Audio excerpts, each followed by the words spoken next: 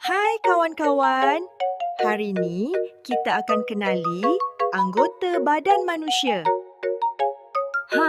Yang pertama sekali, kepala.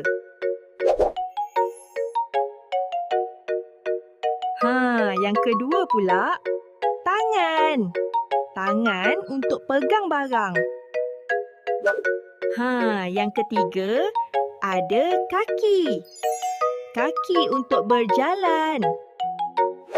Untuk yang keempat pula, kita ada mata.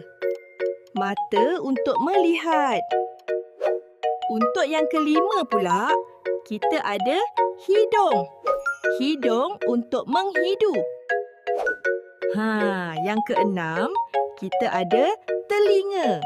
Telinga untuk mendengar. Yang ketujuh, kita ada mulut. Mulut untuk bercakap.